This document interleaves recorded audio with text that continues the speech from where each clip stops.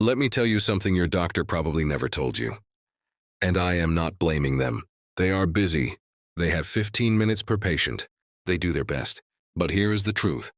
For years, you have been told that your blood sugar is your fault. You ate too much. You did not exercise enough. You got older. And now you are paying the price. That is what you have been told, directly or indirectly. Every single time your numbers came back high. But what if I told you that the real reason your blood sugar keeps climbing is not about willpower? It is not about age. It is about a single molecule that your body stopped making enough of. And no one ever told you how to get it back. I am Dr. Maxwell. I am 70 years old. And for 45 years, I have been treating men just like you. Men who are frustrated. Men who are exhausted. Men who have tried everything and still cannot get their numbers where they need to be. And I am here to tell you that the missing piece is not another pill. It is nitric oxide. Now I want to make you a promise. By the end of this video, you will know exactly what nitric oxide is, why your body stopped making enough of it, and most importantly, the 4 simple habits that can bring it back.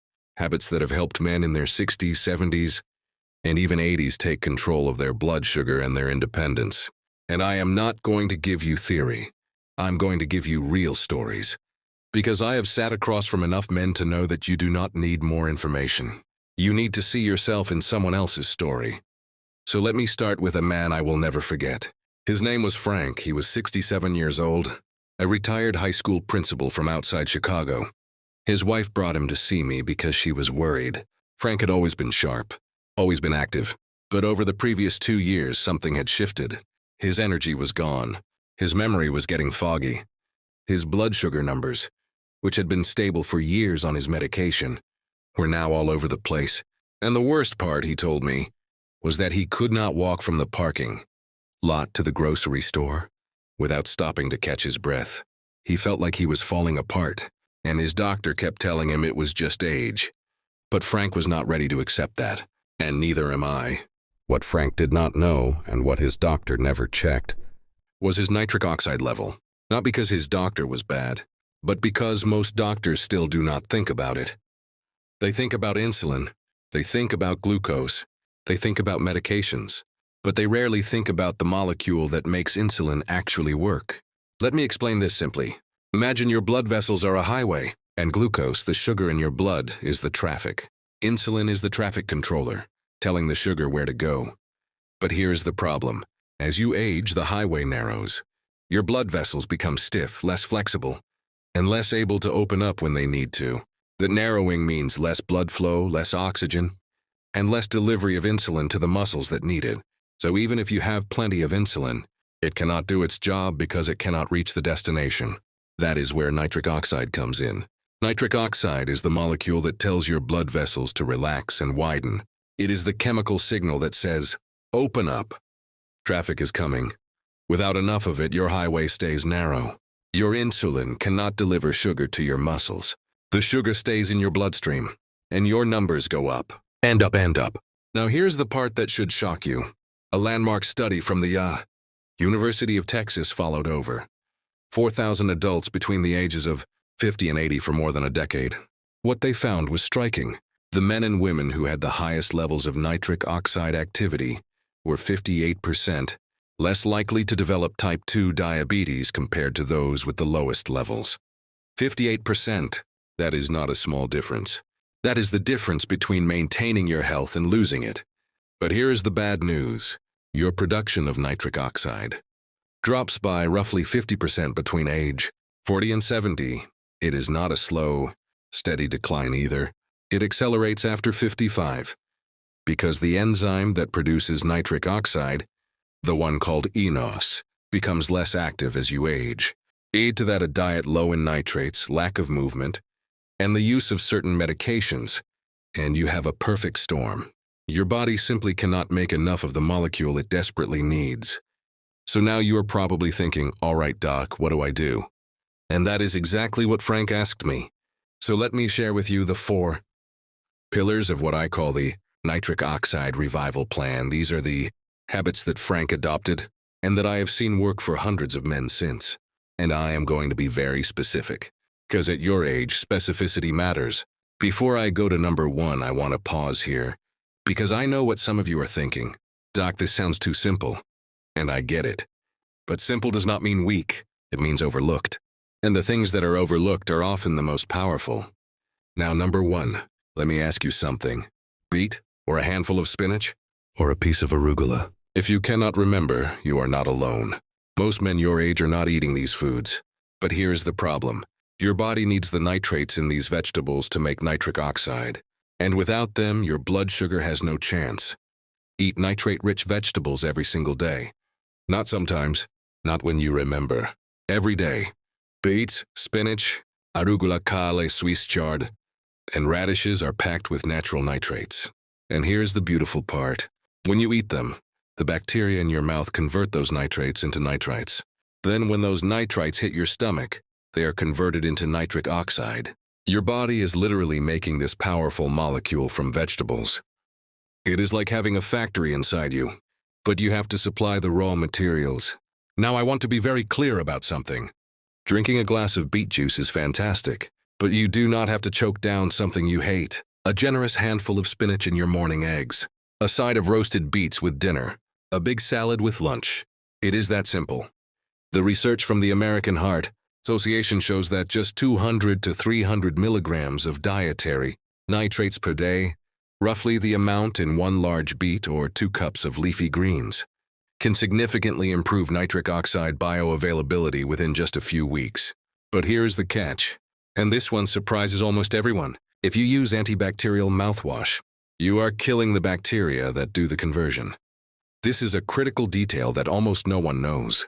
So if you are using mouthwash twice a day, you are effectively shutting down your body's ability to produce nitric oxide from food. I tell my patients to stop using it unless their dentist specifically says they need it. Let those bacteria live. They are your allies. Now let me tell you about Robert. He was 71 years old from Florida. Retired electrician. He came to me because his energy was shot. He could not get through the afternoon without a nap. His blood sugar was creeping up, and he was frustrated because he felt like he was doing everything right. I asked him what he ate. He told me he had a salad once a week sometimes, that was it. No beets, no spinach, no arugula. His nitrate intake was practically zero. We made one change. I told him to start every day with a small smoothie. A handful of spinach, half a beet, some berries, and water. That was it. One change. 10 days later, he called me. He said, "Doc, I do not know what you did, but I am not crashing at 2 p.m. anymore. I feel like someone turned a light back on." 6 weeks later, his blood sugar numbers had dropped. His energy was consistent. He told me he had started working on small projects around the house again. Things he had been putting off for months. One habit, life-changing results. Now number 2. And I need to ask you something uncomfortable. When was the last time you walked for 30 minutes straight? And I do not mean strolling through the grocery store. I mean walking with purpose. Walking like you mean it. Because if you are not moving, your blood vessels are not getting the signal to produce nitric oxide. Move your body with intention. And I am not talking about running marathons. I'm talking about any movement that gets your heart rate up and your blood flowing. Walking briskly for 20 to 30 minutes. Riding a stationary bike, swimming, even gentle resistance band exercises. Here is why this matters so much. When you exercise, the sheer force of blood flow through your arteries signals your endothelial cells, the lining of your blood vessels, to produce more nitric oxide. It is a mechanical response. The harder your heart pumps, the more nitric oxide your vessels release. It is your body's way of saying, I need to deliver more oxygen and nutrients, so I better open up the highway. A study from the Mayo Clinic followed men aged 60 to 80 who began a moderate walking program. Just 30 minutes a day, 5 days a week. After 12 weeks, their nitric oxide levels had increased by an average of 25%, and their insulin sensitivity had improved by 18%. That means their bodies were able to use insulin more effectively, which directly translated to better blood sugar control. And here is a synergy tip that I want you to remember. If you eat a nitrate-rich meal about 60 to 90 minutes before you exercise, you are giving your body the raw materials and then stimulating the production In the same window, the two habits work together like a 1-2 punch. It is not complicated, but it is powerful. Let me tell you about Henry. He was 68 years old, from Texas, retired construction foreman. He had been diagnosed with prediabetes 3 years earlier. His doctor told him to lose weight and exercise more, but Henry had bad knees. He could not run. He could not do high-impact stuff. So he did nothing. He told me he felt stuck. I told him to forget about running. I told him to just walk 20 minutes a day, every day. No excuses. And I told him to have a handful of spinach or a small beet juice about an hour before his walk. He started slow. He could barely make it around the block at first, but he stuck with it. 12 weeks later, he walked into my office with a different posture. His shoulders were back. He was smiling. He told me he was walking 2 miles a day now. His blood sugar had dropped from pre-diabetic range to normal. His knees did not hurt as much because he had lost weight. And he told me he felt like he had taken control of his health for the first time in years. Now, number 3. And this one surprises almost everyone. Pay attention to your protein intake, especially at breakfast and dinner. Now you might be thinking, Doc, what does protein have to do with nitric oxide? And that is a fair question, but here's the connection. Protein provides the amino acids L-arginine and L-citrulline. These are direct building blocks for nitric oxide. Your body can convert these amino acids into nitric oxide through a different pathway, bypassing the dietary nitrate route altogether. This is especially important for men over 60 because the nitrate pathway becomes less efficient with age, but the amino acid pathway is still very much active. So if you are eating enough protein, you are giving your body a backup generator. Research from the American Journal of Clinical Nutrition showed that adults over 65 who consumed 1.2 to 1.5 grams of protein per kilogram of body weight per day, spread across 3 meals, had significantly higher nitric oxide levels and better vascular function compared to those who ate less. That means a 180-pound man should aim for roughly 100 to 120 grams of protein daily. That is about 30 to 35 grams per meal. So what does that look like? 4 eggs at breakfast, a chicken breast or a can of tuna at lunch, a piece of salmon or a serving of Greek yogurt at dinner. It is not complicated, but you have to be intentional. Let me stop here for a second, because I know your attention is valuable, and I do not want to waste it. So let me give you the most important piece of advice I have. And I promise you, it is not what you expect. The synergy between protein and sleep is where the magic happens. And that brings me to number 4. Number 4, and this is the most powerful, yet the most neglected. Get consistent deep sleep. I know you have heard this before. Everyone talks about sleep, but let me tell you why it matters specifically for nitric oxide and blood sugar. During deep sleep, specifically during the phase called slow-wave sleep, your body releases growth hormone and other repair chemicals that help regenerate your endothelial cells, the very cells that produce nitric oxide. If you are not getting enough deep sleep, your body cannot repair the machinery that makes this vital molecule. A study from the University of Chicago found that men aged 60 to 75 who slept less than 6 hours per night had 30% lower nitric oxide activity compared to men who slept 7 to 8 hours, and their insulin sensitivity was significantly worse. The researchers concluded that poor sleep is an independent risk factor for both endothelial dysfunction and insulin resistance. Here is the practical advice.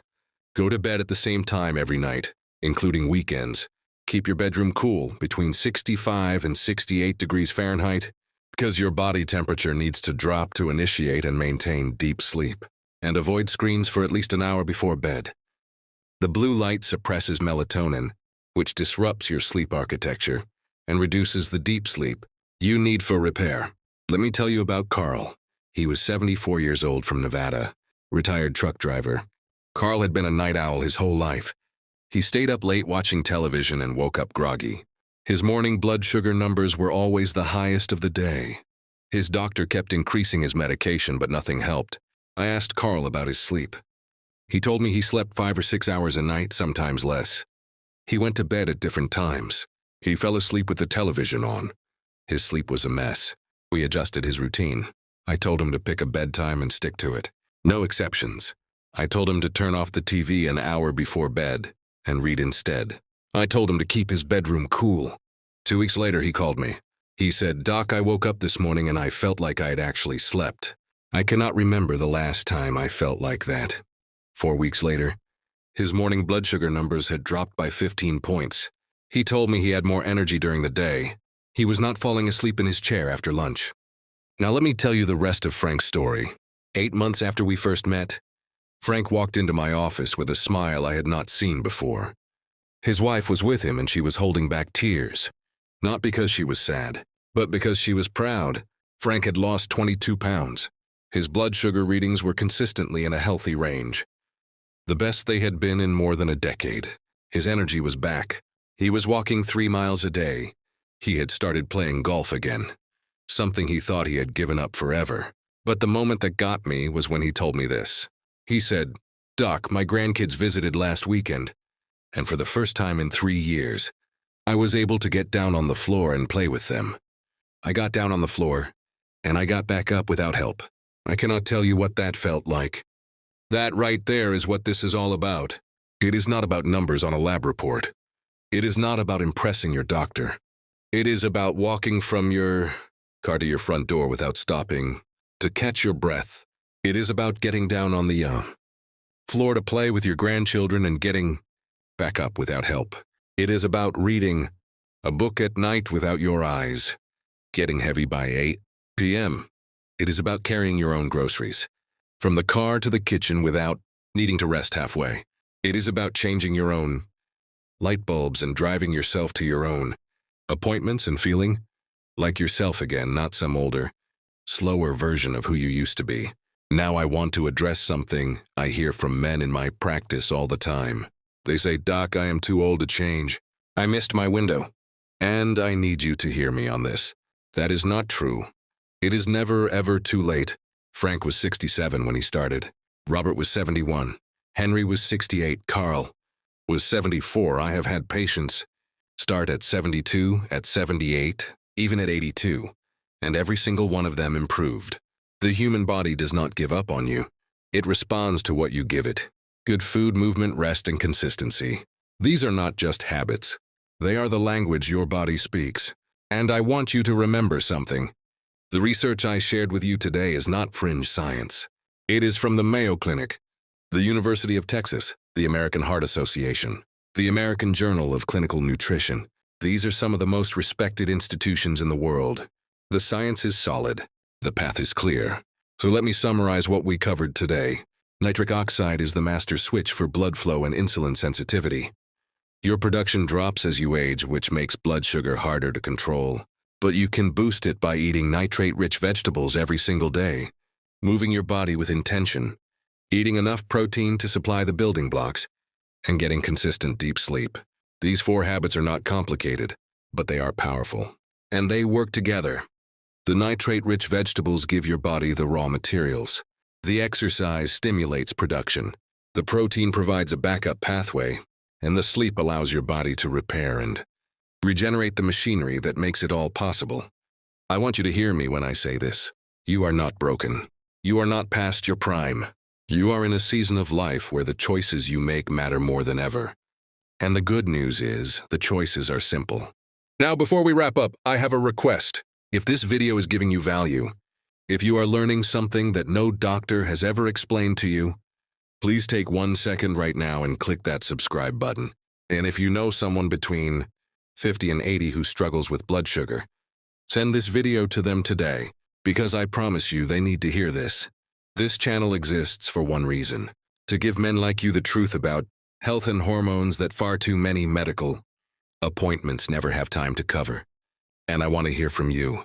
Leave a comment and tell me, what is your biggest challenge with blood sugar right now? Is it morning numbers, afternoon energy, or just feeling like nothing works? And tell me your age. I read every single comment. This community is one of the most engaged I have ever been part of, and that is entirely because of you.